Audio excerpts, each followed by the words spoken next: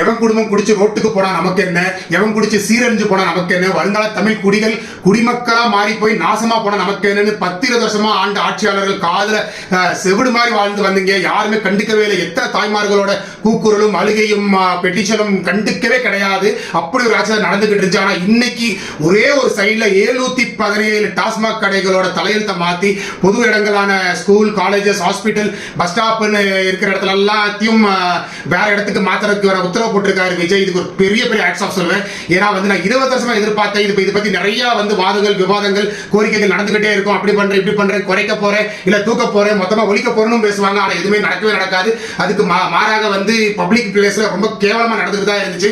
அதை இன்னைக்கு மாத்தி அமைச்சா விஜய் சத்தியமா வரலாற்று சிறப்புமிக்க ஒரு டிசிஷன் எடுத்திருக்கிறார். அப்படி நிறைய தாய்மார்களோட மனசுல நீங்க இடம் பிடிச்சிருக்கிறார். அப்படி இதையும் தாண்டி நான் சொல்ல வர விஷயம் ஒண்ணு என்ன கேட்டீங்கன்னா, பெங்களூரு, சிங்கப்பூரோ இல்ல ஷார்ஜாவோ, துபாய் எங்க பாத்தீங்கன்னாலுமே இதே குடிகாரங்களை ஒரு நாகரிக குடிகாரங்களா வச்சிருக்காங்க. குடியே தப்பு தான், பட் ஸ்டில் இங்கெல்லாம் பாத்தீங்கன்னா bar, restaurant, wine stores, pubs, resto bar, இப்படி ஒரு நாகரிகமா கொண்டு போயிட்டாங்க. பாதி குடி மிச்சத்தை சாப்பிடுன்ற ஒரு ஸ்டேஜ் கொண்டு வந்துட்டாங்க. ஆனா தமிழ்நாட்டில் பாத்தீங்கன்னா இன்னைக்கு கேரளாவும் தமிழ்நாடு ஒரு கேடு கட்ட விஷயமா நடந்துகிட்டு இருக்கு. பார்த்தோம்னா அசிங்கமாவும் ஒரு ஒவ்வாமையான ஒரு விஷயமா தான் கொண்டு போயிட்டு இருக்கீங்க.